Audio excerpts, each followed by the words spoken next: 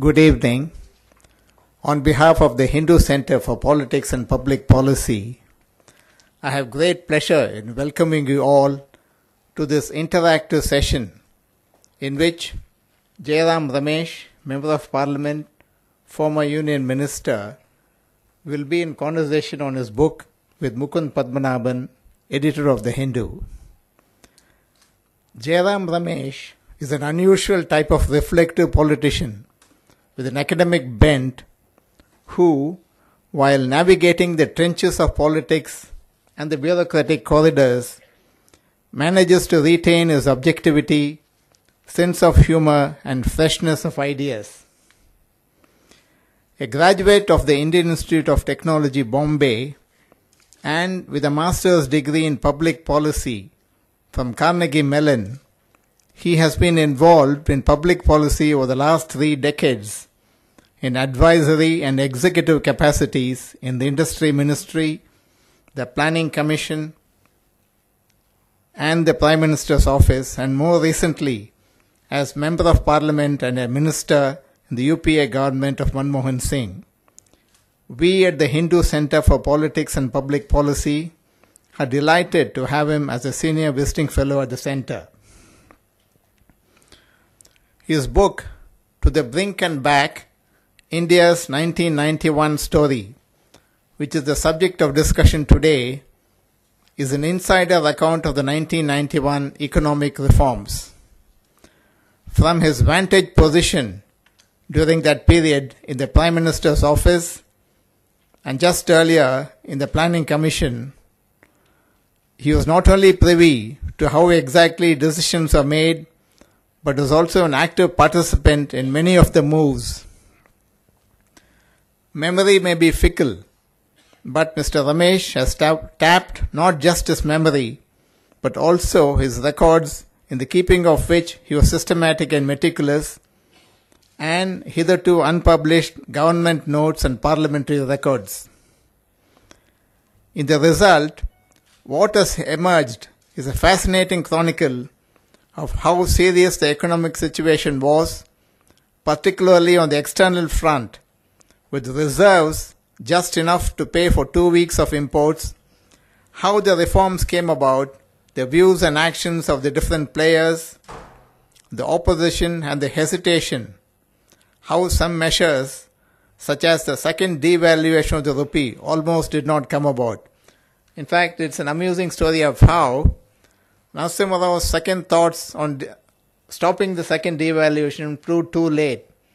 For C. Rangarajan, as Deputy Governor of the Reserve Bank, had just announced the second devaluation by the time it was conveyed to him. How the problems are overcome by Manmohan Singh Narasimha Rao duo. Though an insider account, it is objective, that is, as subjective as an account of someone still active in the higher reaches of Congress politics can be. While Mr. Ramesh was an active player in the 1991 reform process, this is by no means a self-serving account, and he acknowledges instances in which nothing came of his suggestions as well.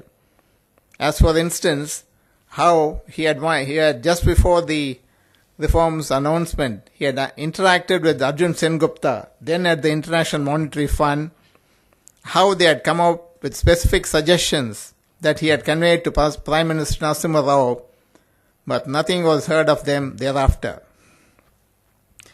In Mr. Ramesh's view, the reforms were inevitable given the nature and magnitude of the crisis, and the Manmohan Singh Narasimha Rao duo seized the moment. It was, by his reckoning, a leap of faith, with the immediate and long-term results uncertain. There have come about over the last 2 decades several accounts, theories, notions and surmises of how the government of the day managed the reforms process. Let me touch upon just 3 issues. One theory has it that the reforms were introduced by stealth. They were sneaked through when the country and the polity were busy grappling with the issue of Ayodhya and communalism, and no serious attention was paid to the economic policy changes. Mr. Ramesh's book, on the other hand, chronicles how intense the debates and discussions were, not just with the opposition, but within the Congress party, many of whose members were steeped in the control framework of the past. Secondly, there was the myth of continuity, how radical change was sold as just a continuation of the old wisdom that had been sanctified by the icons of the Congress party. For instance, in Mr. Ramesh's book, we have an account of how Manishankar Iyer sought to convince the Congress members of Parliament of how the new policies only reflected what Rajiv Gandhi wanted to do before he was assassinated. If anything, Mr. Ramesh's own note in the Planning Commission, listing out the steps that would be needed in response to the crisis just before Narasimha Rao assumed office, was the precursor of the reforms. Thirdly, there is an alternative and challenging account of Mr. Yashwant Sinha, who was finance minister in the short-lived Chandrasekhar government that had preceded Narasimha Rao's. Writing in the Hindu today, Mr. Sinha blames the Rajiv Gandhi government of 1984 to 89 for creating the crisis in the first place by overspending domestically and being profligate in importing, and the Congress party for not letting him present a full-fledged budget, but insisting on only an vote-on account to be presented in March 1991. I quote Mr. Sinha here, "Fate had intervened and taken away the opportunity from me to present the same budget that the Congress later presented and won kudos for," he writes. It would be interesting to get Mr. Ramesh's response to this claim, which also received support from Mr. N.K. Singh, who, writing again in the Hindu yesterday, had pointed out that Mr. Yashwant Sinha has been saying that his unpresented budget of 1991 contained much the same measures as Dr. Manmohan Singh's famous July 1991 budget, as both were authored by the same chief economic advisor, Deepak Nair. Mr. Ramesh asserts in his book that both the chief economic advisor and the finance secretary were virtually kept out of the reform process. So much for the 1991 reforms. There were then the Vajpayee years and subsequently UPA 1 and UPA 2, in which Mr. Ramesh was a key figure.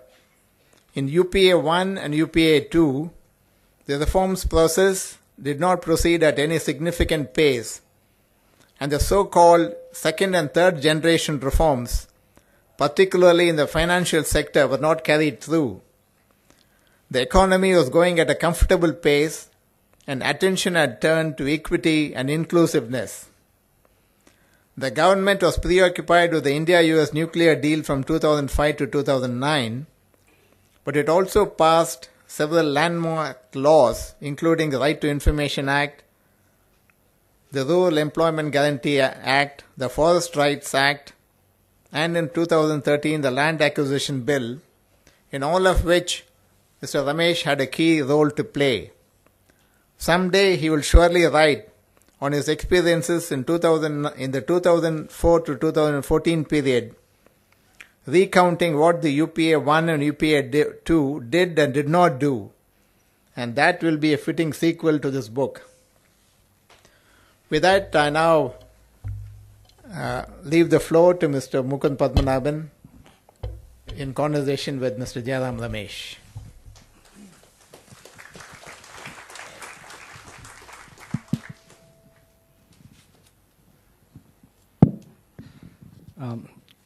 Good evening. Thank you, Mr. Ravi, for that wonderful introduction of the book. I just want to say a couple of things about it. I think you've covered the major points, and just a couple of things that I think stood out for me, not so much in content, but in the approach of its writing. First, this is not a dry economic narrative.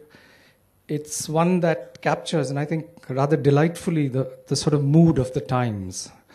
It doesn't merely throw a beam on the 3 months that, June, July, and August, but actually shines a kind of penetrative, almost novelistic light on the dramatics personae. I think it brings the two main characters, Manmohan Singh and Narasimha Rao, particularly Narasimha Rao. I think the complexities of, his that made him what he was, alive in a manner that, even a very good profile writer, I think, couldn't have done better or surpass. The other thing I think about the book is you never at once feel that this is written by a congressman. And I'm saying this as a compliment, Jairam. Its non-partisan nature is reflected not only in the way people are profiled, I think, but in its acknowledgement, as Mr. Ravi pointed out, that 1991 had a past, that the reform process has a story that included what happened in VP Singh's and Chandrasekhar's time. I think there's a reference to the M paper, which you describe as if there's one document that contains the economic reforms of the Rao government and subsequent ones, you say it is this M paper. So I think that's a very gracious sort of acknowledgement. And I think the last paragraph, I think, sums up the events of June and July 91 very evocatively. It describes it as a revolution, but says it's an evolutionary one. That's a nice phrase, an evolutionary revolution. So on that note, I just start with something that Mr. Ravi drew attention to. Manmohan Singh has suggested that this two-step devolution was sort of strategy, political strategy at one hand, and possibly also an economic strategy. He didn't want to know how the markets reacted. But after the first round, he says he found that the opposition was kind of manageable or not as strong as he might have feared. If you discount that Rao himself opposed the second devolution but opposed it too late, could there have ever been a rollback? And if there was, under what circumstances? Or was this a done deal right from the very beginning? Well, remember that devaluation has very painful memories for congressmen. The devaluation of June 5th, 1966, when the rupee was devalued by 57%, rocked the country. And there were a small minority of people who prevailed upon a new, inexperienced Prime Minister, Indira Gandhi, to devalue. The main actors pushing her for devaluation were Ashok Mehta, who had joined the Congress from the PSP, was C. Subramaniam, one of her key advisors at that point of time, and a whole clutch of economic advisors, people like Bhuthalingam, L.K. Jha, K.N. Raj, who although later denied it, and Jagdish Bhagwati. Now, that devaluation proved politically disastrous because everybody in the Congress party opposed it. Mr. Kamraj went public, and in fact, the seeds of the Kamraj-Indira Gandhi divergence goes back to the devaluation of 1966. So the word devaluation in any country evokes painful memories, but in India it evokes memories of a political cataclysm that overtook us. When Mr. Narasimha Rao was told in 91 that devaluation was inevitable, he just hit the roof. He just was not prepared to accept devaluation. And he, in fact, looked for many, and I've recounted how Nikhil Chakravarti and Arjun Sengupta tried to convince him that there is an alternative to going to the IMF, and the IMF would insist on exchange rate adjustment, which is the euphemism for devaluation. So this devaluation was not acceptable to Narasimha Rao, and incidentally, he was advised against devaluation by the President of India himself. And the President of India was Mr. R. Venkatraman, who in the Congress party had a formidable reputation as one of the few members of the party who knew economics. He and C. Subramaniam, and C. Subramaniam, of course, was not active in 91, and Pranab Mukherjee. And all of them were against devaluation. But suddenly Dr. Manmohan Singh and Dr. Rangarajan and Mr. Venkatramanan, who was the governor of the Reserve Bank, spring this idea of a devaluation.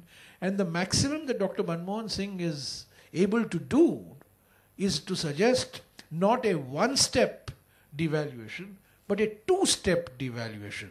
That let's do devaluation once, let's check out the reaction, the market reaction, the political reaction, and then we'll do the second devaluation. So, I mean, Mr. Narasimha Rao came to devaluation very, very, very reluctantly. Because devaluation, Mukund, in any country is a political act. In UK, you remember, the Labour governments got into serious trouble because of devaluation. There is view that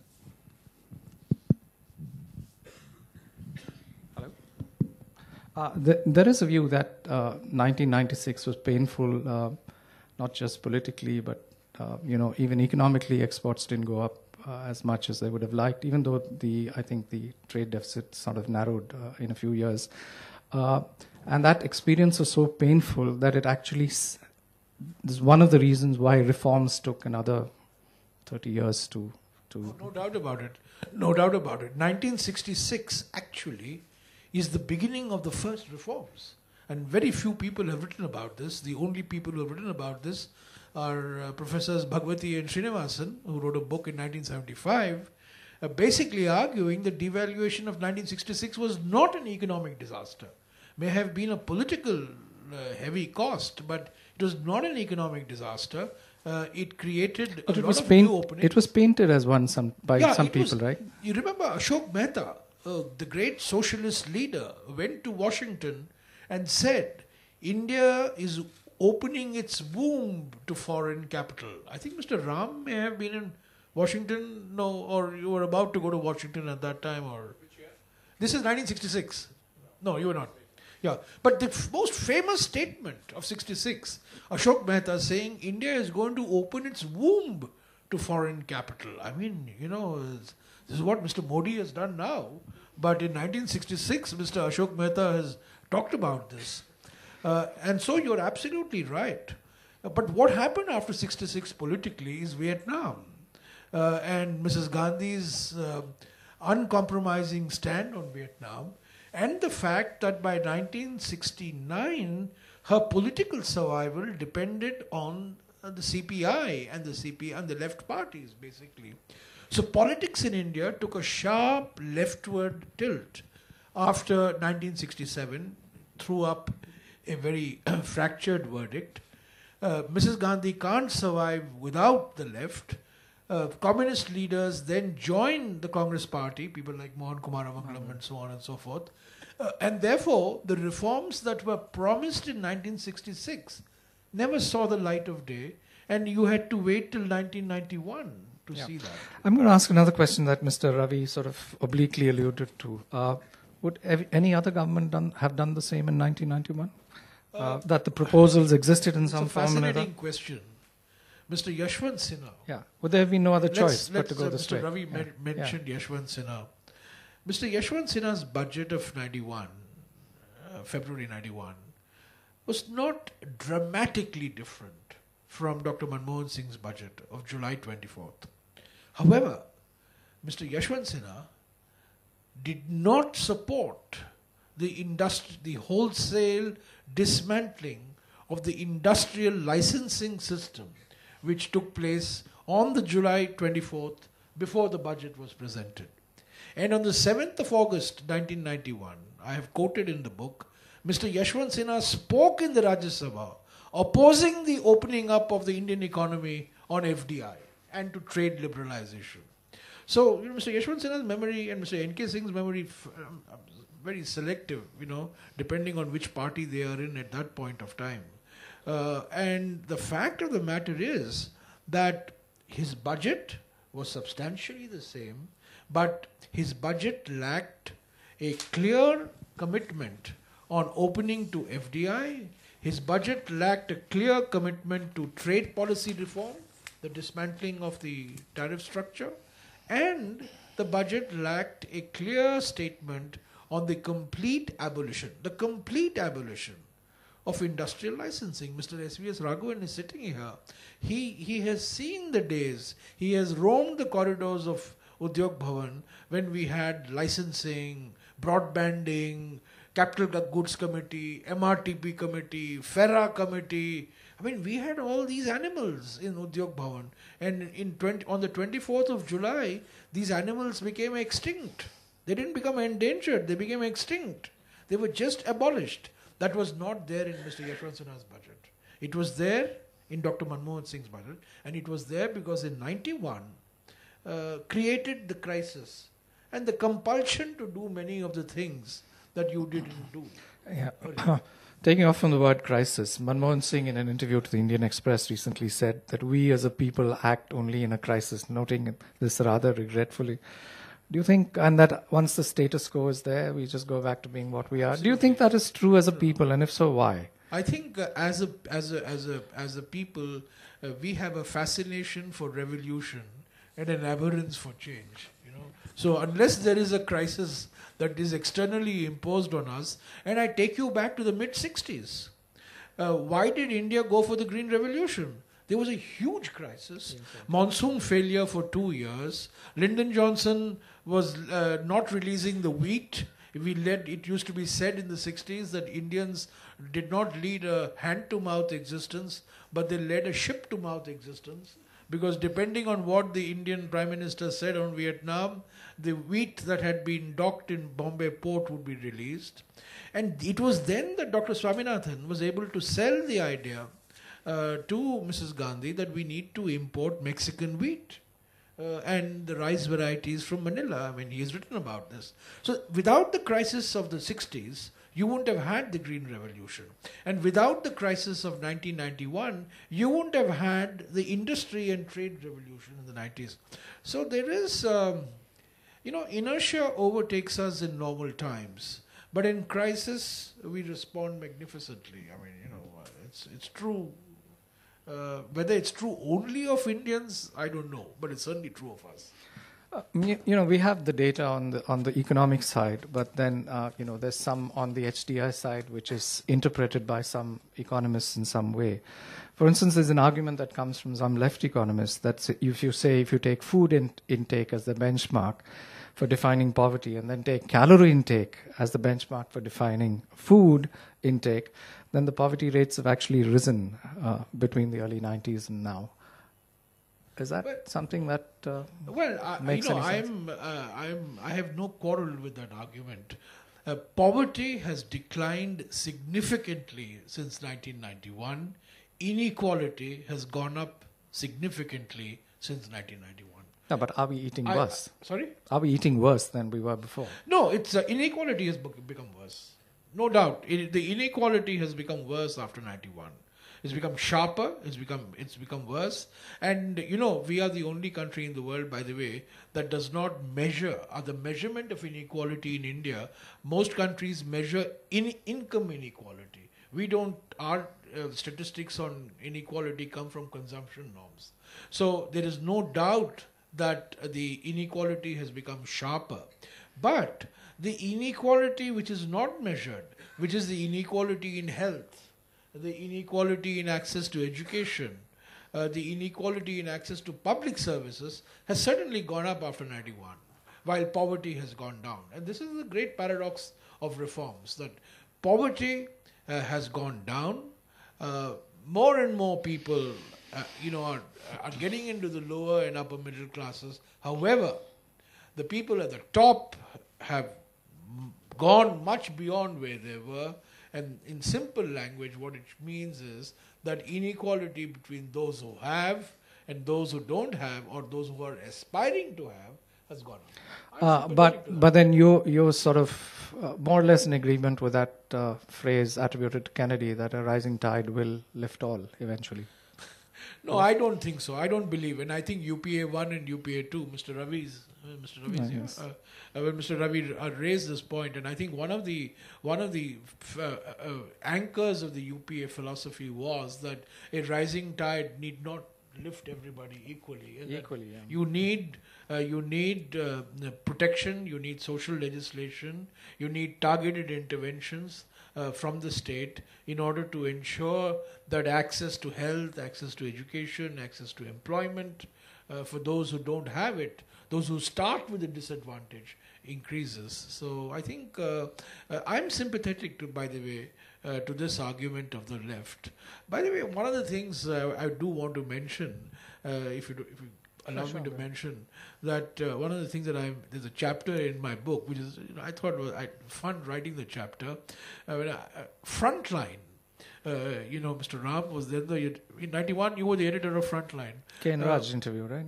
That I think you were the one who interviewed K.N. Raj. No, Gauridasan Nair, I think it was. Sorry? I think this was it's the interview at the back of the book. No, in the book, yeah. I think it's Gauridasan Nair. Yeah. But it was 91. Yeah. And Mr. Narasimha Rao was always ambivalent on what Dr. Manmohan Singh was doing. He told Dr. Manmohan Singh, if the going is good, I'll stand up and take credit. If things go bad, your head is on the chopping line, And I still remember the day that K.N. Raj's interview came out in Frontline, and I sent him a copy. Mr. Rao was ecstatic, and he wanted copies of that interview to be circulated to all people in the Congress party, which I did. And there's one question there, and where Dr. Raj is asked whether he supports, what Dr. Manmohan Singh is doing.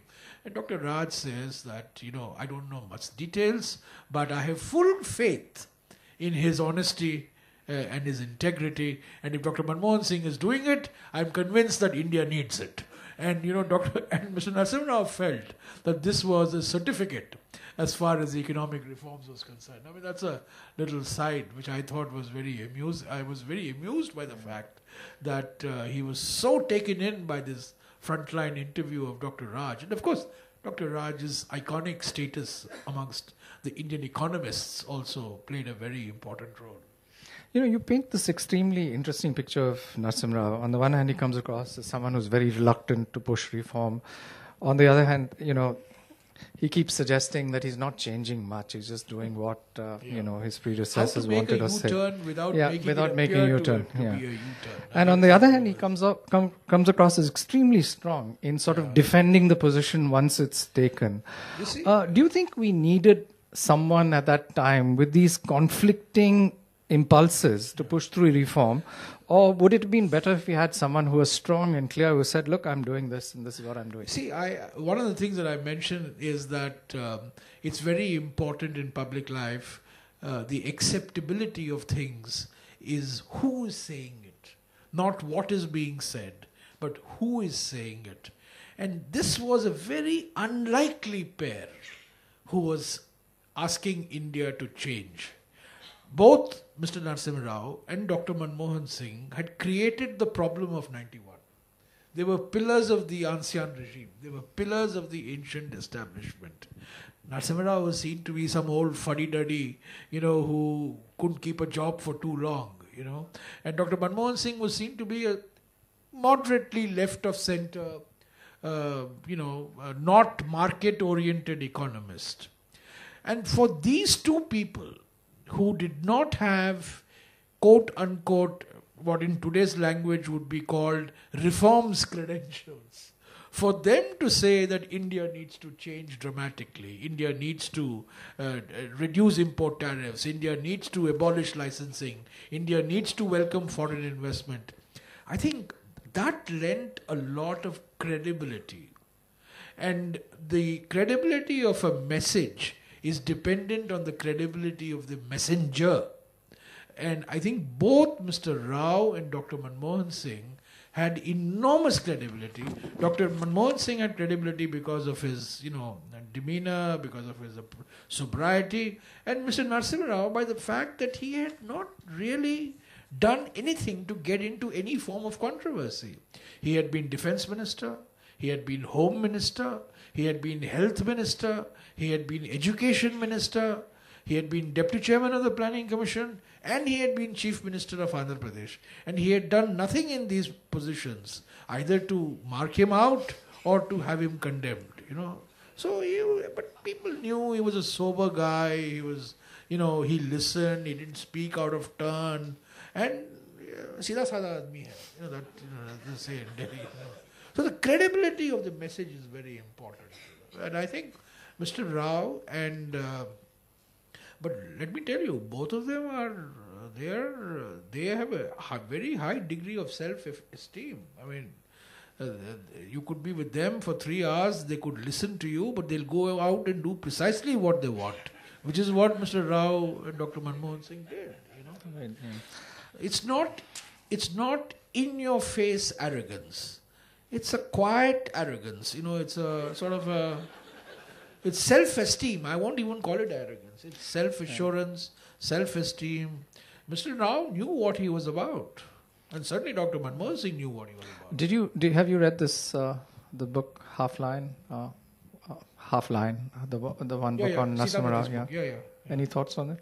Yeah, I mean, I've interacted with him at great length when he was writing his book.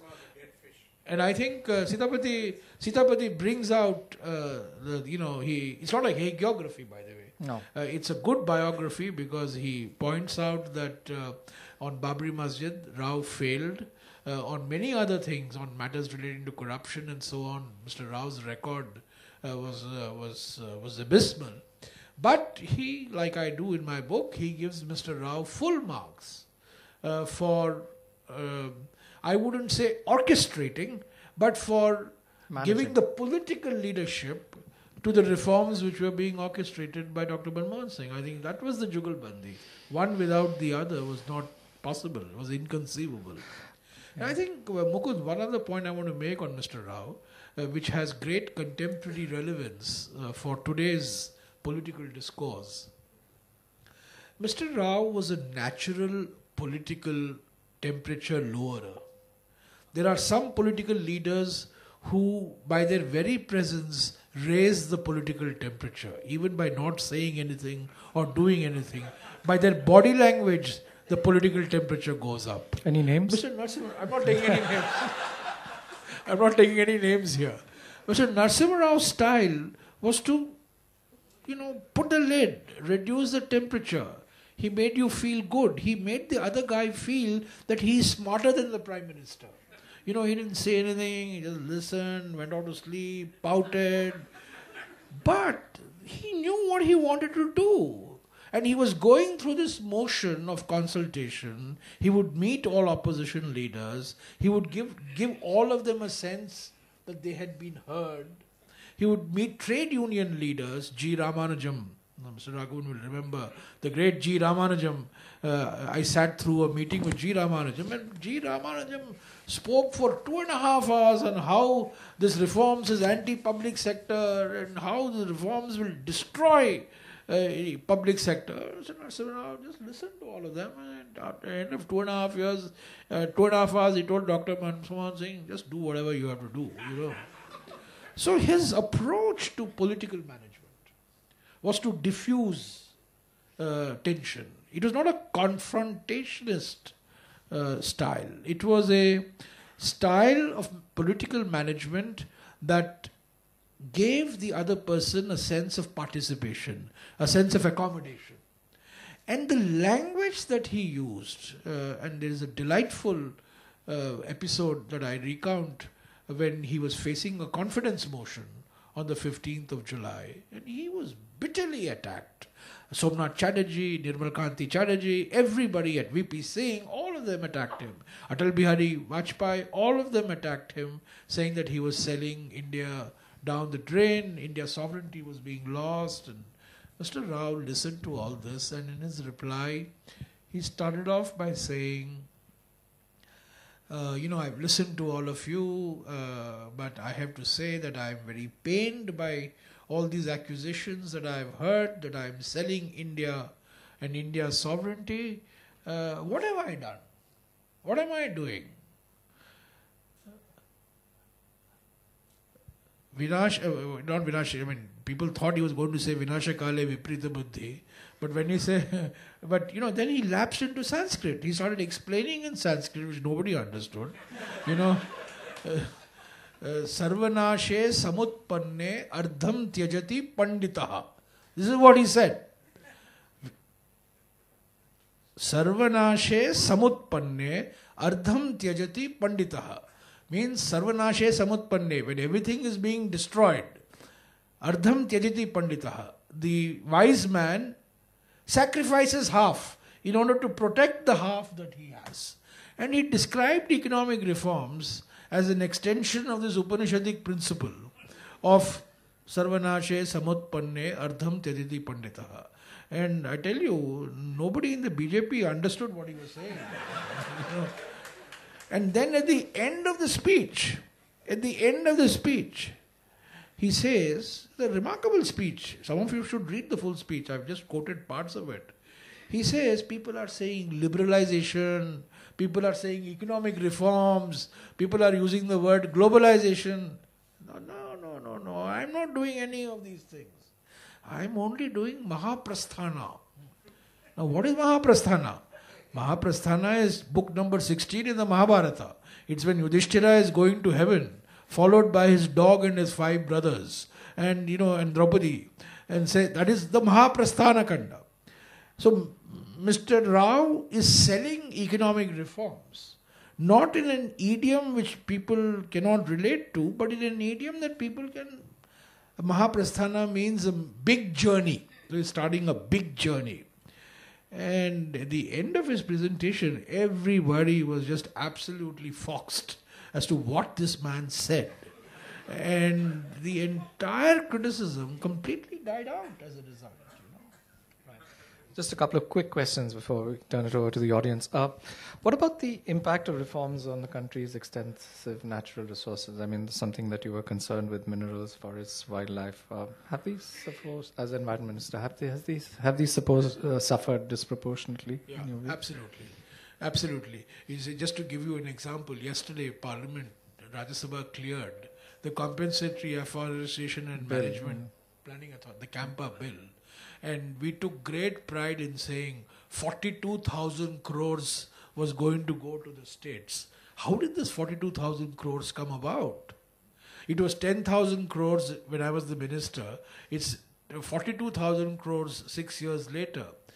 Every 1 acre of forest land that is diverted leads to an increase in the CAMPA corpus. The fact that 42,000 crores is accumulated shows that huge amounts of forest land are being, just being decimated and diverted for mining, irrigation, power projects. No doubt that if you were to do a full balance sheet of what happened after 91, the positive side of the balance sheet will be you get consumer goods easily. You don't have to wait. You don't have to wait weeks for a phone. You don't have to wait weeks for a car. You don't have to wait weeks for a gas connection. You don't have to wait weeks for making a railway booking. The consumer side, the consumption side, life is much better after 91. But however, on the debit side, after what happened after 91, first of all, inequality increased. Secondly, public systems collapsed. The public health system has collapsed. The public education system, although enrollment rates have gone up, in terms of quality has suffered. And certainly, I would say, the enormous pressure that has come on our water, on our land, on our forests, is something that we need to take note of. So, 91, Mukund, not everything that happened before 91 was bad. And not everything that happened after 91 is good. However, what happened in 91 was an essential element of our transition. We had got ourselves into a jam. We had to get out of the jam. And the only way to get out of the jam was to carry out this radical restructuring of our economic policy. Last question. If reforms, liberalization were to be seen as a journey and, that happen in fits and starts, what are the 2 or 3 things you think that are critical that we've not gone forward in doing? Is it reforms in agriculture? Is it banking, No, I would financial say, system. Just pick yeah, out 2 or 3 things. yeah, that you think. for me, the most serious thing that has happened in the last 25 years is the collapse of the public health system. India's private health system has become world class, but India's public health system has completely collapsed. So you have a city like Hyderabad, which is, in terms of tertiary health care, the best in the world, but you go half an hour outside Hyderabad and you will find primary health centers where you have more mice and cats and cobwebs than you have doctors and patients and medicines. It's a complete collapse. And I think, to me, that in the long run is one of the most significant things that we have not paid attention to as a country. On education, Mukund, the achievement is mixed. We've got huge increase in enrollment ratios. We've got huge increase in infrastructure, the number of universities, IITs, IIMs, and so on. And you'll be surprised. In 2004, the gross enrollment ratio in higher education in India was 9%. That means 9% of India's college-going population was in college. And in 2014, that became 20%. Remarkable. Doubling. That means in a space of 10 years, the proportion of Indians who should be in college, but who are in college, has doubled. But the quality. What are these universities producing? What is the quality? So there are serious questions on that, and I think that's something that has not been addressed. So health, certainly. Second, education. And thirdly, agriculture is a mixed bag. Okay, there's some things have happened in agriculture, some things have not happened in agriculture. But many of the things that have to happen in agriculture have to, for improving agriculture, have to happen outside agriculture. I mean, the way you manage urbanization, for example, very important to relieve the demographic pressure on our farms. The average size of farm in India is 2.5 acres, and it's just simply not economic to sustain a family of 6 or 7, which is the average family size. So you have to create alternative employment opportunities, which has to come either in manufacturing or in services, which is not coming fast enough. I mean, something that I don't feel proud in admitting, but the fact is that India today, Bangladesh is the world's second largest exporter of garments. I mean, there's no reason why India should not be in that position. But India has been beaten by a country like Bangladesh in the export of garments, which incidentally is important from a labor-intensive, from an employment point of view, which will take people away from the farm and give them productive jobs. So this, I think, is a third failure on our part. All right. Just open it up to the audience for questions. Yeah, Mr. Ram. Anyone has a mic? Just hold on 1 second. This question up in front first.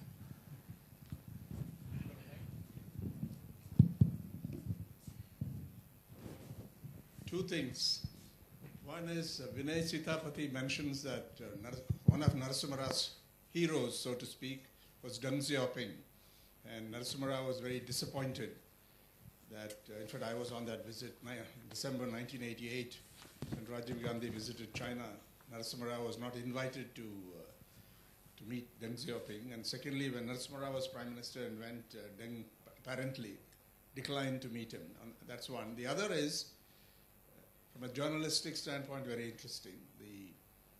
The articles you refer to, both books refer to, The Great Suicide, January 27, 1990, mainstream. In fact, there are a number of articles written by Narasimha Rao, we're pretty sure, about which I can forward to you, unless you've seen them, on which we had quite a controversy with Nikhil Chakravarti, who angrily denied the authorship. Congressman, earlier he wrote as anonymous, and in Frontline we tracked the whole thing, Narasimha Rao's journalism and his critical attitude to the Congress party, but including especially the Great Suicide, but also pre that. in a sense, it's prehistory for you because after that, he didn't do anything like that. After January, I think that was the last, perhaps. Any comments on these two issues, Deng Xiaoping? Well, Mr. Ram, in my association with Mr. Narasimha Rao, I didn't find any great fascination with Deng Xiaoping. I found fascination and great deal of admiration for Swami Ramanand Tirtha, who was a great freedom fighter. He was a sannyasi. Mr. Narasimha Rao fancied himself to be a sannyasi, although he was not. But Swami Ramanand Tirtha was one of his great role models of an active sannyasi who gave up everything and was doing a lot of... And he was a very key player in the freedom movement and on the anti-Nizam, anti-Razakar movement in erstwhile Hyderabad state. He was a great admirer of Manuel Santana. He had videos of Manuel Santana. I don't think the youngsters here would know who Manuel Santana was, but Manuel Santana was the ball boy who went on to win the Wimbledon Tennis Championship in 1966. And Mr. Narasimha Rao was a great, used to talk wax eloquent about Manuel Santana. He was an unabashed Nehruite. He believed that Nehru had to do the things that he did, that Avadi of 1955 was a historical inevitability, and that there was no avoiding the public sector, that they had to have the public sector, and that the public sector had made great contributions to strengthening of India's muscle and so on. But he was not, Sitapati asked me about this, and my own reaction to him was that Mr. Narasimha Rao was not a great admirer of Deng Xiaoping, but Mr. Narasimha Rao, on the other hand, was a great admirer of Singapore. Mr. Ram, one of the things is that India's whole Look East policy was actually championed less by Mr. Narasimha Rao and Dr. Manmohan Singh, who only talked Look East, but by Goh Chok Tong, who was the Prime Minister of Singapore, who actually got India into the East Asian fold. And if today India is a very active presence in the East Asian economic and political firmament, it has a lot to do with Goh Chok Tong, who also played a very important role in changing Lee Kuan Yew's mind as far as India is concerned. I've also compared in my book Mr. Rao to Deng Xiaoping, both very old men, men who were neglected by their parties and who came back from oblivion to transform their economies. But yes, there is evidence to suggest that he was very cut up, that he didn't meet Mr. Deng Xiaoping in 1988 or that he could meet him in 1993. Your second thing is, yes, I've referred to the Great Suicide in the book, and there were many other articles where Mr. Narasimha Rao was very critical of the Congress. Mr. Narasimha Rao's criticism of the Congress emanated from the fact that he was able to spend only 17 months as Chief Minister of Andhra. He believed that the Congress party in Andhra made him, he led the Congress party in February of 72, and the Congress party got 218 seats and 53% of the vote, and within 7 months he had lost the chief ministership. And he believed that this is because of the factionalism and the machinations of the Congress party. Did you have any personal insight of why he was so enamored by another Swami, Chandra Swami? Very, very interesting question. And in fact, I've asked him this question. And in fact, Sitapati has a lot to say on his relationship with Chandra Swami.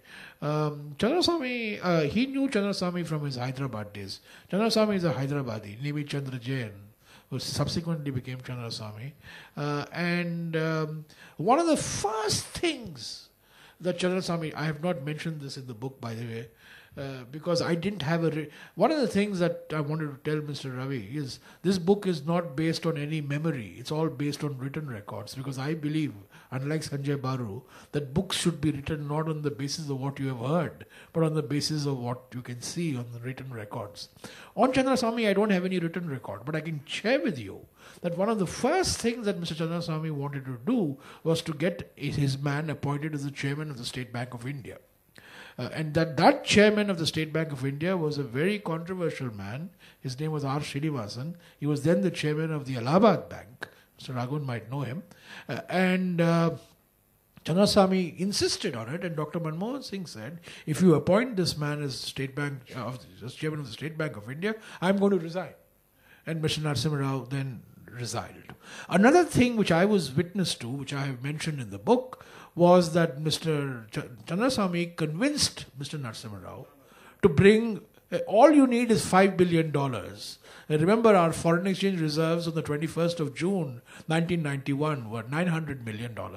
And we needed, our safe level was to go from 900 to somehow we had to reach $4 or $5 billion. Today we're at 350 billion. So these numbers look chicken feed. But in those days, these numbers meant a lot. So Chandraswamy went to the Prime Minister and convinced him that the Sultan of Brunei would give an interest-free loan to India of $4 billion. And all that is required to be done was for Dr. Manmohan Singh to fly to Brunei.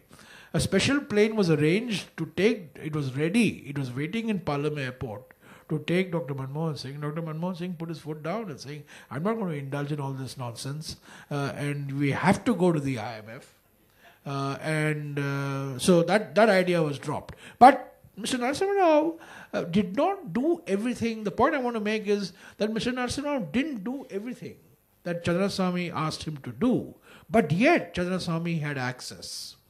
He met Mr. Rao every day. He gave him a lot of advice, I'm sure, on not just on tantric activities, but also on how to solve India's balance of payments problem. But not all of his advice was listened to. Why was he so influential? You know, the life of a politician is full of ups and downs. And 80% is down and 20% is up.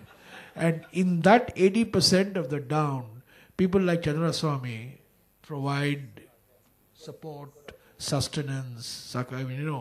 It's very important to recognize that a politician, you read only about his ups, or her ups, but it's the downs that matter much more.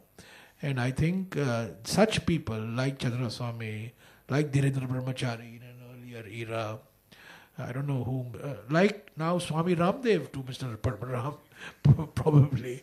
This explains their resilience and longevity. Next question over here. Yeah, please identify yourself. Economic reforms started with the crisis of 1991. People are not explaining why India became so sick and reached a crisis. Could we not have prospered by 91 itself? Yeah, well, that's a very important point, and Mr. Yashwant Sinha has written about that. Would you agree with that? Rajiv Gandhi was to blame? Yeah. I mean, I've acknowledged that the short-term borrowing in the mid-90s, the short-term borrowing. And remember, why did we borrow short-term? We borrowed short-term because interest rates were very low. So it made a lot of economic sense to go for short-term loans for borrowing. So we didn't go for short-term loans because we liked those short-term loans. We went because it made economic sense. In fact, the person who spearheaded that effort was Mr. Venkatramanan, who now lives in Chennai, quite sick, but nevertheless, he was then the finance secretary. He was the person who really spearheaded this. But what happened was, what was not anticipated, Mukund, was the first Gulf War. That was completely unanticipated. That led to an increase, a tripling of oil prices. What was unanticipated was the Mandal Commission, which led to unprecedented riots, particularly in Delhi, and the fall of the VP Singh government. that led to a flight of capital. Almost $200 million a month was going out. Pressure came on the rupee. And because of the Gulf War, exports became stagnant and imports became more expensive. And then you had this extraordinary situation where a government was formed by a political party which had 64 members of parliament, supported by a party which had 197 members of parliament, but the party with 197 members did not form part of the government. So, you had economic pressure, you had social unrest, and you had political uncertainty. And this was the cocktail that resulted in the crisis of June 1991. So Yashwant Sinha is right. I mean, the fact is that the crisis started in the events of 89, basically the late 80s, 90. It got exacerbated by what happened in 90. Certainly the non-presentation of the budget in February of 1991 further spooked international markets. All short-term lines of credit got choked, and Mr. Sinha had to go to London to negotiate the first tranche of gold sales, and we had gold sales continuing till the 18th of July. And a total of almost 65 tons of gold had to be sold, had to be mortgaged for us to raise foreign exchange reserves. So I don't disagree with you that there was a historical background to what happened in 91.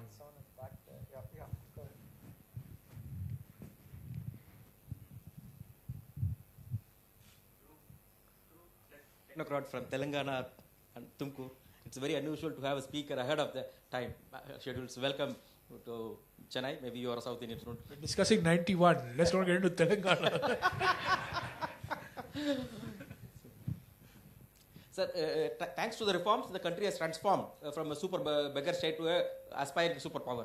And rightly, as a physician, I'm very happy that you highlighted the misgovern or total unregulation of healthcare as well as education. Everything could be attributed to the core corruption. So why is that Congress didn't do anything? Do you think that the present government could do something? Maybe in the near future, we'll get rid of at least part of the corruption in our system. On corruption, you mean? No, see, in many ways, the sources of corruption have diversified. The biggest source of corruption in the 90s used to be licensing, used to be import controls. Now, those have been eliminated completely. One of the things that we don't talk about is the impact on corruption of the 91 reforms. No longer do you need to pay to get licenses for production, licenses for imports. Narayan Murthy has written how long it used to take him. It took him 6 years to import a computer, by which time the computer became obsolete. Recently, I think he wrote somewhere.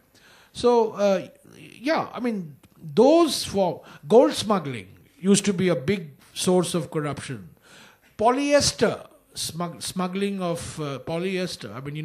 I'm sure many of you remember you have relations abroad and you would ask them, they would ask you, what do you want? And you would say, Terylene shirt or, something like that. And you remember, this used to be in the 70s and 80s. So that form of corruption got eliminated.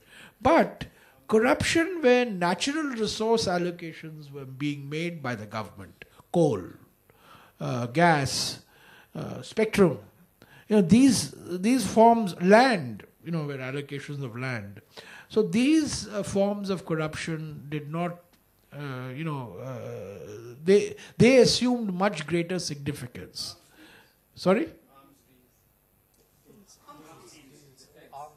Yes, that has been a continuing story, I'm afraid. That I'm afraid is a continuing story. Yeah, the arms deal is the sad saga of arms deals. There's a continuity there. So I think in many ways, the movement towards a more transparent economic system has in fact led to a significant elimination of major sources of corruption of the 70s and 80s. However, the last 25 years, particularly the last 15 to 20 years, has seen new sources of windfall profits, so to speak, and you all know what's happened on the allocation of natural resources. And I think the answer to that really is to move towards a much more transparent, a much more market-based system. Although, as the CAG report has pointed out yesterday, in the newspapers yesterday you would have seen that the CAG has pointed out that even in e-auction, which was supposed to be a transparent, non-corrupt mode, even in e-auction people have found a way of collusion, but I think those are transition issues. I don't think that we should hit an e-auction. We must go more and more towards auctions, and e-auction certainly is one of the important elements of bringing about a more transparent system.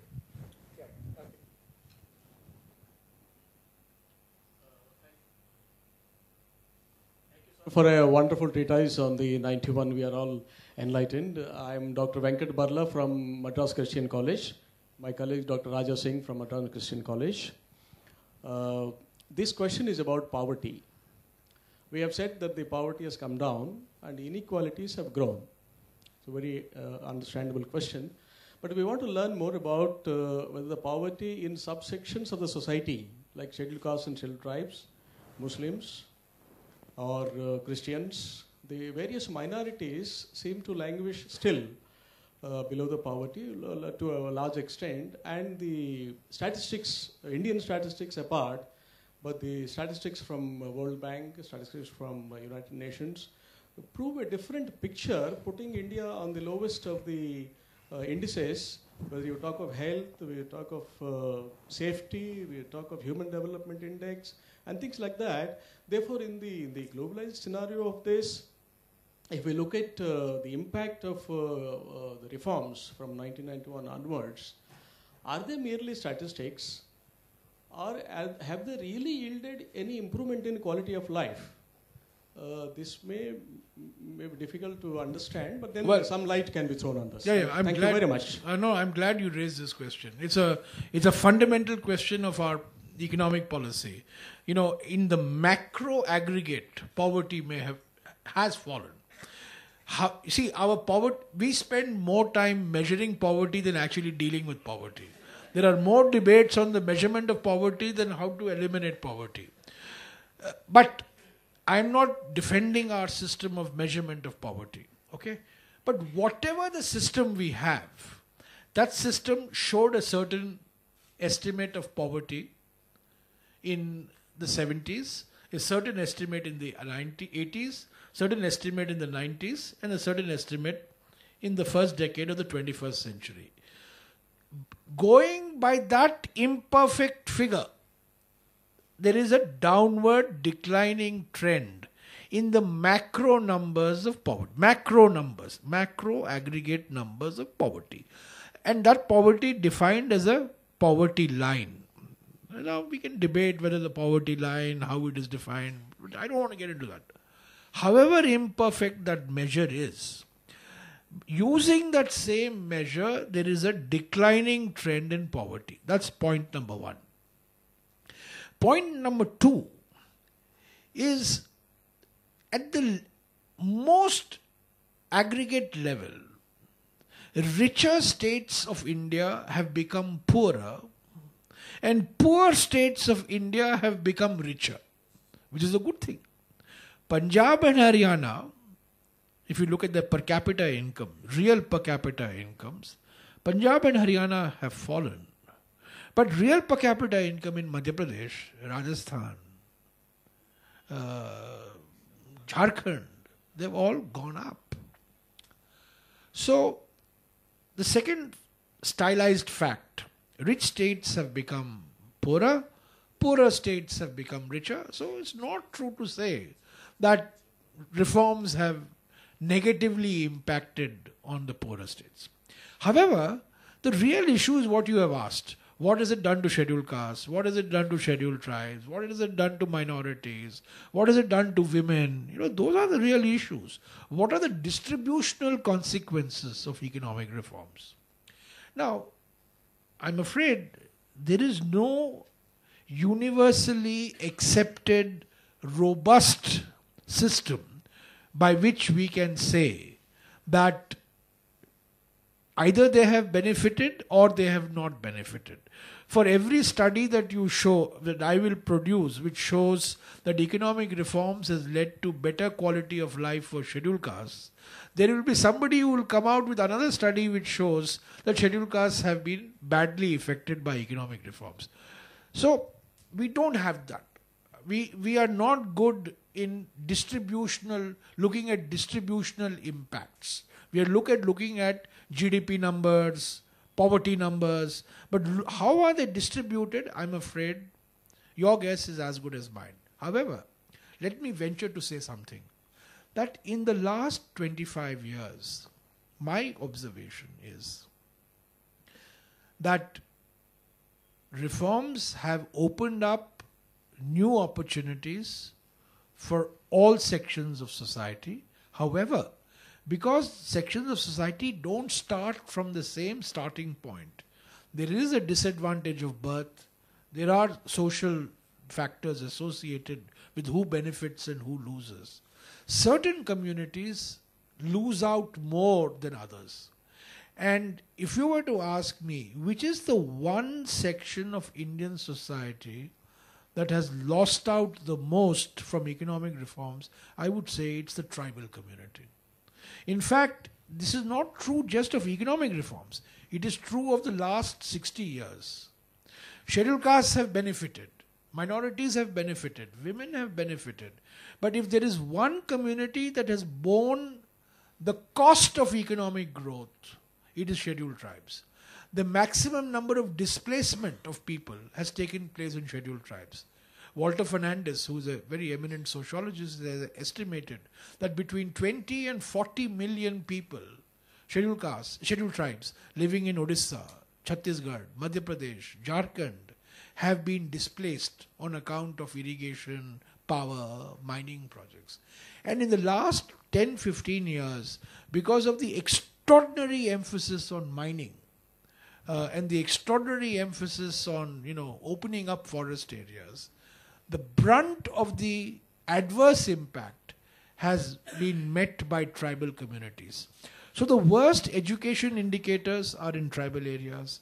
The worst nutrition indicators are in tribal areas. The worst health indicators are in tribal areas. And I think this is, to my mind, if you ask me, what is the single most important problem of political economy? It is, what do we do in this central Indian belt, Madhya Pradesh, Jharkhand, Chhattisgarh, Odisha, which is forest rich, which is mineral rich, which is also tribal, and which also happens to be Maoist infected. So this is the big problem of Indian planning. Sorry, there's one question at the back, and we'll come back to you. Would you include the Northeast, he says? I think you would. What I would include at the Northeast? Well, no. I mean, the Northeast tribal is a different category altogether. The Northeast tribals, in fact, have benefited from what's happened in the last 25 years. All the affirmative action, for example, is benefiting the Northeast tribals. It's the Central Indian tribals who really are who are not in a position to benefit from the affirmative action programs.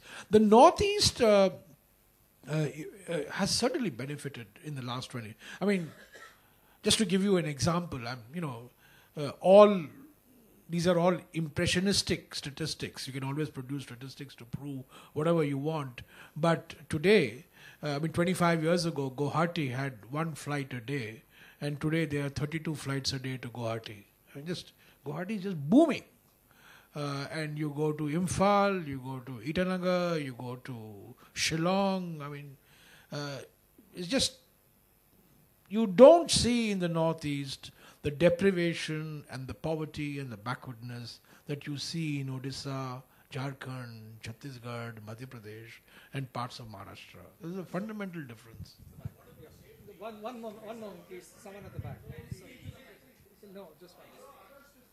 I'll come to you. Sir, namaskaram. I am Ramesh from the Institute of Economic Education. Well, on account of the reform process which was kick-started in 1991, we had a new animal coming up in the form of Bombay Club. So, especially to take care of the interests of the India Incorporated. And now, with about 25 years of happening of reforms, I think the cycle or the circle has come full. And so now, as of now, is there a scope for the revival of Bombay Club as of now? No. In fact, the Bombay Club is now a thing of the past. And it's remarkable what has happened in the last 25 years. The great voices who raised their voices against economic reforms, particularly... See, economic reforms has two legs. One is internal liberalization and the other one is external liberalization. The Bombay Club was opposed to external liberalization. They were not opposed to internal liberalization. They wanted tax reform, they wanted abolition of licensing, but they wanted protection and they didn't want foreign investors. And it's very interesting and it's remarkable that in 1991, the left parties were opposed to whatever Mr. Narasimha Rao and Dr. Manmohan Singh were doing. The BJP, led by Mr. Atal Bihari Vajpayee, was opposed to what Mr. Narasimha Rao, supported Mr. Narasimha Rao on the delicensing industry and all that. But they were against the foreign investment opening up. I mean, you know, that is remarkable that a party that opposed FDI 25 years ago has today, 25 years later, opened India's womb to FDI. They were allowed FDI in defense, FDI in aircraft, FDI in pharmaceuticals. Today, only multi-brand retail remains. Every other sector you can get into it. And sorry, also media. You can't have, you know... So the Bombay Club is in Mount Road. But Bombay Club is over. And those who opposed economic reforms in 91, and the best example is Mr. Modi's party. They opposed FDI 25 years ago. And today that same party has embraced FDI so aggressively. So things have moved. I'm Vasundhara with the Hindu Center, and my question is linked to a little bit more than were the reforms good or bad, who have they helped, who have they not helped. In 1944, the American-Hungarian writer and diplomat Karl Polanyi writes a book called The Great Transformation, in which he's actually looking at the creation of markets in states and countries. And he talks about the process of the embedding of a market.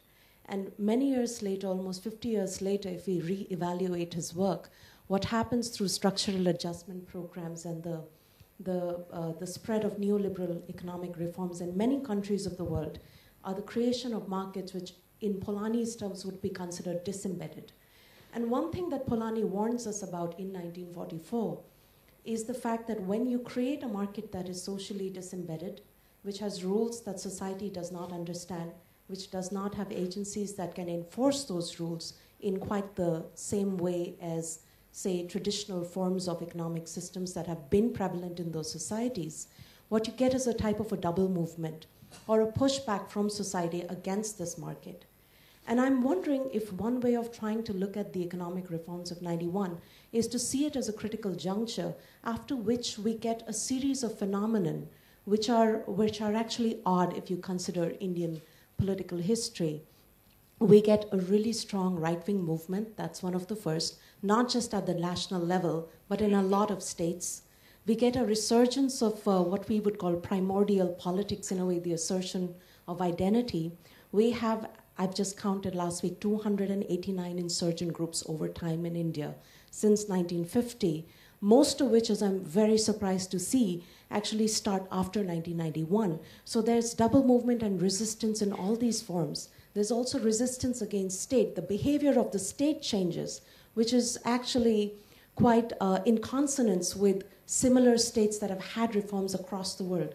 So I wonder if, A, you think that it's kind of simplistic to just look at the economic reforms as good and bad, but to also locate what happens to a society, what happens to the natural course of politics in such a society, and whether there's any way of drawing some sort of a link between the start of economic reforms, the rise of certain types of really aggressive politics, which are actually not inclusive, which might actually be a reflection on the reforms itself, the assertion of various types of political identity. And I wonder if you think that that's a better way of looking at these. Okay. Well, that's a, it's a topic for a PhD thesis. And, it's also, what you say is right. There's a convergence of events. The right-wing politics in India rears its head. Maoist violence gets resurgent. The state atrophies in many areas. And economic reforms take place. So what would you conclude? That if you didn't have economic reforms, you won't have right-wing politics, you won't have Maoist violence, you won't have the atrophy of the state. That would be a dangerous conclusion.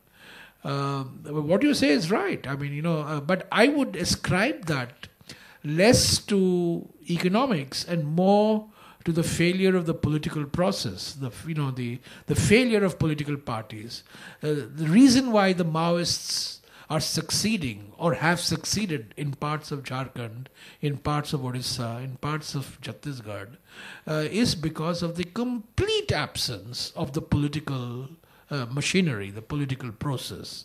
And where political parties are strong, the Maoists have retreated. 3-4 years ago, there was when Mamata Banerjee became the Chief Minister of Bengal, the Hindu published a photograph of Mamata Banerjee kissing a baby in Jangal Mahal.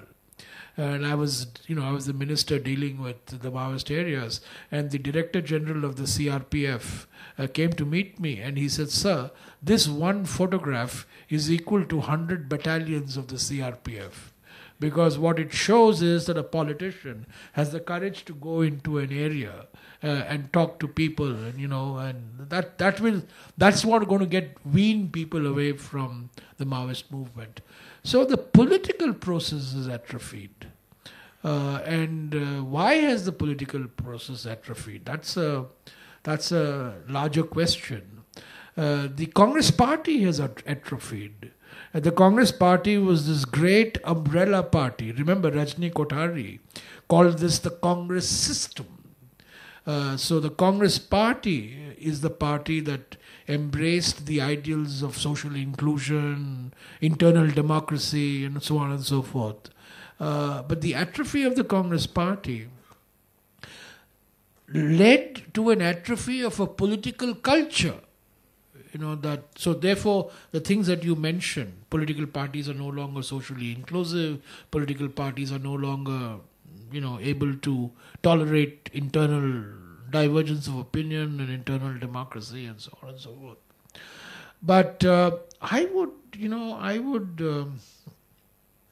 by the way, this is one of the running themes of Frontline. If you read Frontline, it's interesting. If you read The Hindu, you get a celebration of economic reforms.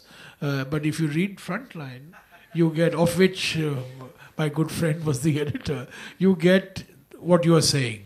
In fact, Hindu never uses the word neoliberal, but the Frontline uses the word neoliberal.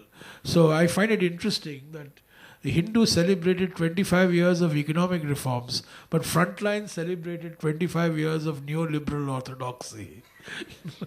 So these are serious questions, but I think it does not mean, I would caution you, not to jump to the conclusion that just because our politics is right-wing today, just because communal forces are much more on the ascendant than secular forces, and because there are massive people's protest movements, what happened in 91 should not have taken place. I mean, that's the point I want to make. My name is N. Varalan. I am a professor of BA. The question is, what was the relationship of Mr. Narasimha Rao with Chidambaram during the period 1991? Mr. Chidambaram, very interesting. Mr. Chidambaram was one of the three people who actually were responsible politically for the 91 reforms. Dr. Manmohan Singh, Mr. Narasimha Rao, of course, as Prime Minister, and Mr. Chidambaram as the Trade Minister. And on the first thing that Mr. Narasimha Rao did, the first step in the reforms was devaluation of July 1st, the second devaluation of July 3rd, and the first trade policy that Mr. Chidambaram announced, which completely transformed the economic environment for exporters, which made life easy for exports and allowed exporters access to imports. Why did he accept his resignation? That's an interesting question. My own theory is that Mr. Chidambaram resigned and the news of his resignation reached the public before it reached Mr. Narasimha Rao. And Mr. Narasimha Rao, I think, felt that this was not done. That's my theory. I didn't talk to him about this. But he brought him back. He accepted his resignation in 92, but in 95 he brought him back as Commerce Minister. Sir, my Anand Srinivasan. Just keep your question short, please. Yeah. What is the future of the public sector banks? And will a future Congress government reform the labor laws? If you're asking me whether public sector banks will be privatized in India, the answer in capital letters is No. No. When will Capital come from? well, they will get the capital by reducing government equity to up to 51%. I can say this categorically, confidently, no political party will accept large-scale, systematic privatization of the banking sector.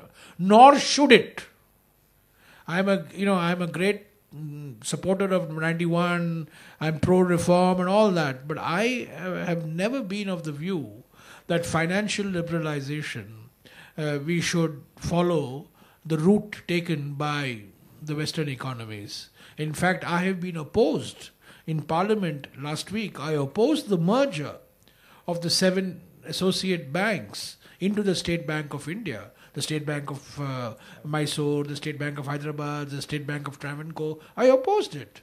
I don't think that is great reform. That's, in fact, smaller banks serve local needs much better than this gigantic monolith called State Bank of India, which is impossible to get to as a consumer. It may be good for a balance sheet, but it's not good for a consumer. So I think on banks we will move slowly.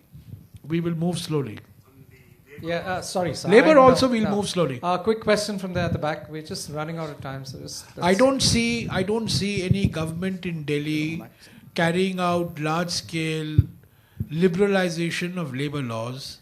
And what Mr. Modi has done is to say, let the states do it. So Rajasthan has done it, and some other states let them do it. Yes, but the center will not do it. Yeah, go on. Being a wizard of economic affairs, I would like to have some clarification from you.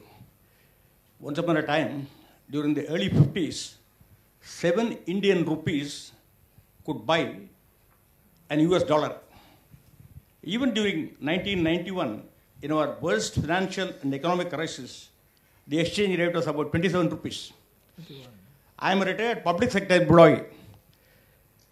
The amount of pension that I was receiving a couple of years back was equivalent to $500 US. And suddenly, in dollar terms, my pension has come down to $300. After all the indices are referred to in terms of US dollars. It is a commentary on the management of the respective economies, Indian economy and the US economy. Even though the prices of white goods like computers, iPads, mobiles, they have all come down due to the impact of technology, the basic living expenses is under continuous inflationary Yes, sir. We've got the pressures. Yes, sir. I want to say. Just get to the question. Yes. The living expenses are continuously, the living of common people is attacked by price rise. And what is going to be the solution for this phenomena? Well, very briefly, I'll just Will it ever, Indian rupee, will it ever touch that height, golden heights, being equal to US dollar? Thank you. My answer to that is very simple. It shouldn't. I'm just going to take two more questions. I'm sorry, gentleman here at the front. Maybe. Let's take both the questions. Okay, let's take 3 questions. 1, 2, 3, and then. Yeah. Gosh, no, it's.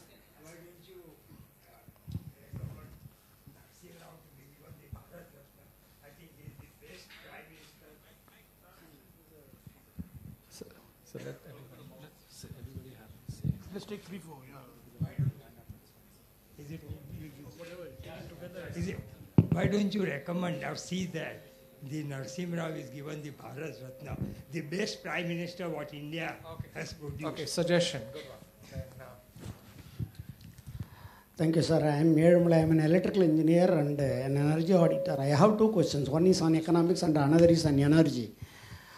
I confine my area to the 10 years of this Manmohan Singh government, in which the foreign direct investment was talked more about, even to reduce the wastage of food grains in the chain to the extent of 40%. But in these 10 years, 550 billion worth of capital goods are imported in India, which did not create the enough employment which ought to be done. Because the industries were capital intensive. I need you to cut the question short and get to it, please. We don't have time for just short. Just keep it short. Yeah. What is your second question now? Capital intensive. And again, this crisp cross flow of capital from India to outside also, which was not taken care of by the government or the RBI. All right. That is the first question. Second question is on energy. See, keeping the India's energy and GDP is 1:1 as a basis. The GDP production of Japan is said to be the 3.7, which is the highest in the world. So we have not, what is that we have done to reduce the energy intensity? Okay. And for now, Mr. Nitin Gadkari, that's enough. It is a part of it. I'm sorry. Nitin Gadkari is saying that waterways management is improving. What is that happened in Congress? Right. All right. Who's the one at the back? Yeah, just take gentleman there with the blue. Where's the lady? Yeah. Okay, we go to the lady next. Where is she? Okay, she's there. All right. I'm Harakirtan. So as India's current growth is largely because of the service sector, how much of the credit for the growth can be given actually to the 91 reforms as opposed to the pre-91 investments that the country has made? All right, the lady at the side there. Economic growth has led to more taxes being collected, which means more capital is available for the social sector. Why has this not led to better management of the education sector and our healthcare services? Yeah. Okay, we'll what are we lacking? Just give it to the gentleman there and we'll wrap up. Thanks. Good evening, sir. Sir, can you just throw some more light on the chemistry between Narasimha Rao and Manmohan Singh? What led to Narasimha Rao choosing Manmohan Singh as the finance minister? I don't think before that we have ever had a full economist being finance minister, except for TTK. Okay, you last one. Yeah, just ask it. Yeah, go ahead. Just say it loudly. Yeah.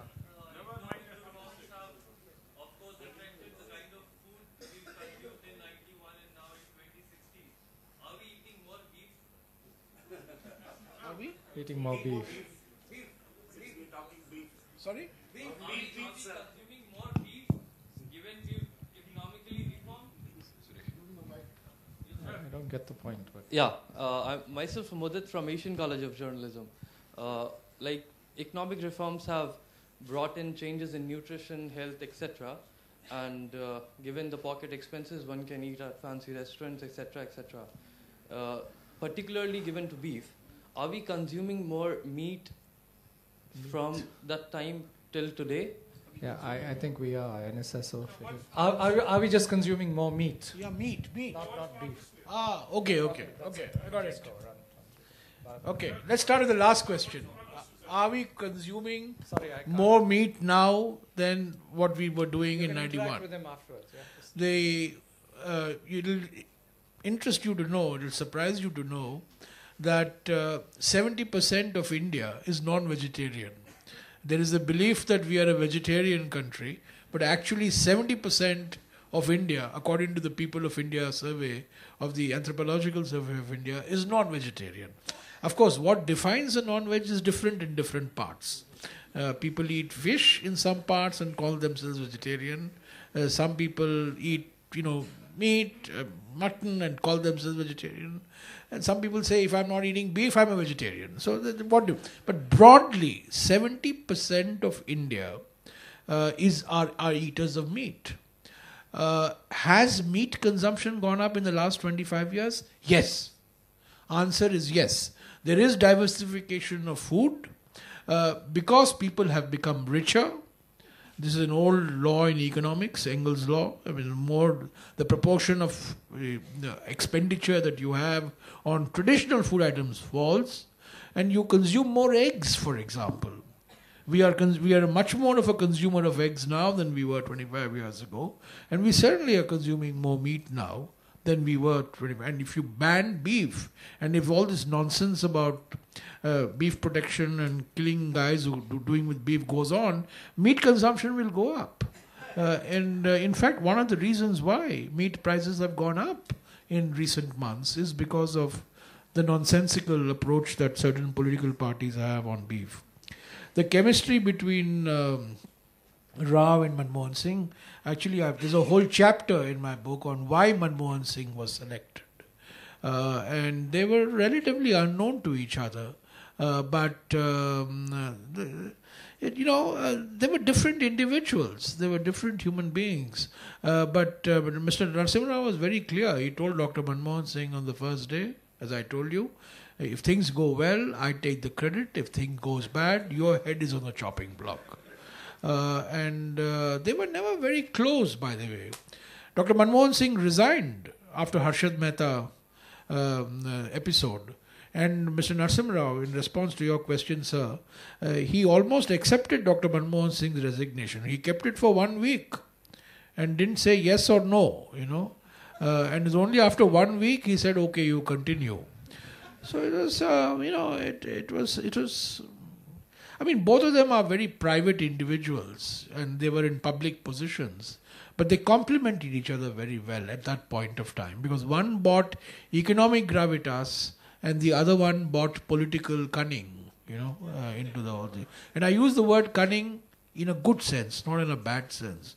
You need to be politically cunning to survive and navigate difficult decisions.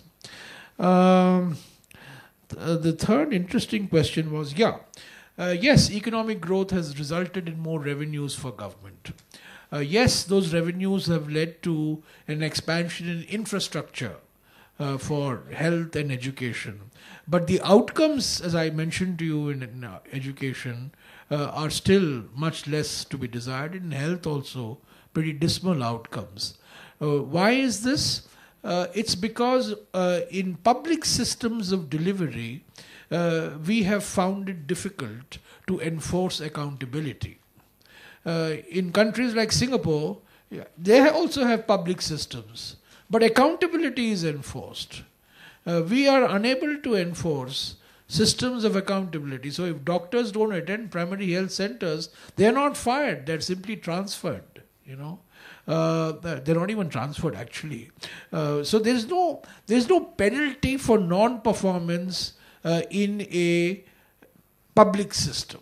And that, I think, we have to find a way of keeping the public nature of education and health, but enforcing systems of accountability.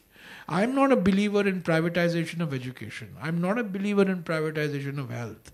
But I believe we need more public investment. But public investment does not necessarily mean public management. Public investment does not necessarily mean government running these institutions. So we need to come up with some alternative modes where governments invest more in health and education, but systems of accountability are much more private in nature, what you see in private institutions.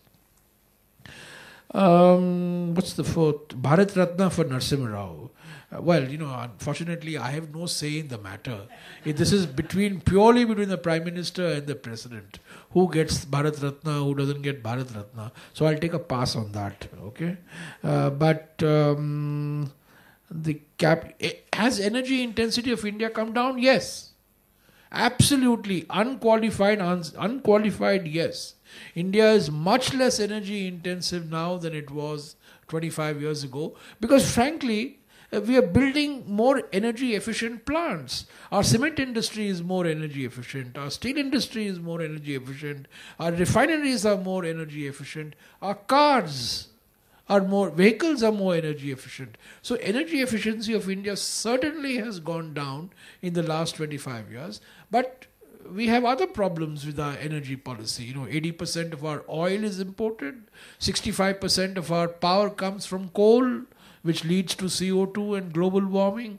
So we have other problems. But from an efficiency point of view, India is among the more energy efficient countries, particularly in the last 25 years. I think I've covered all the questions.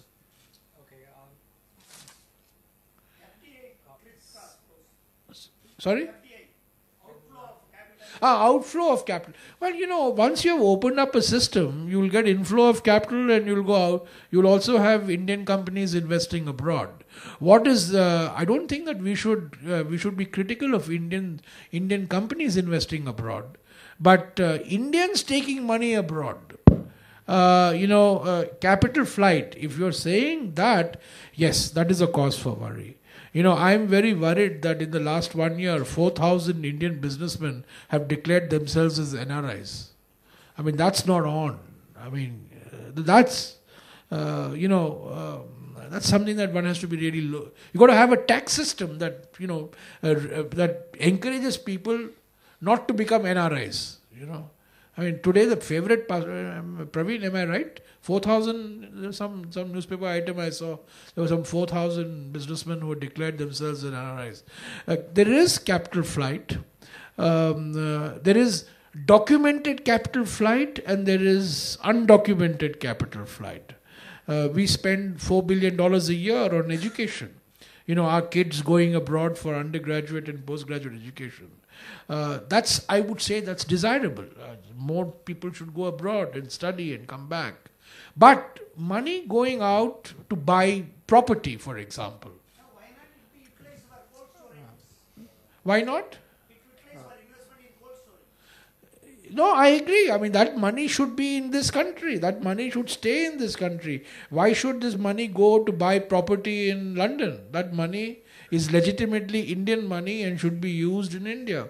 And incidentally, that's one of the reasons why Dr. Manmohan Singh and Mr. Narasimha Rao resisted pressure to make the rupee convertible on the capital account. The rupee is convertible on the trade account. That means for exporters and importers, you can freely convert rupees into dollars.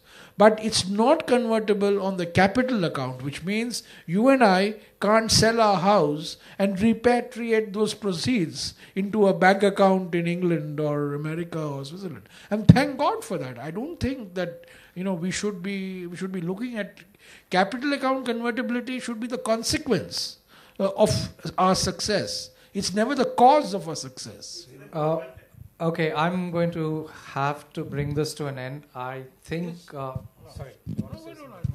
I'm sorry, we've just run out of time. I'm very sorry. I think we've actually had an hour of discussion and question and answers.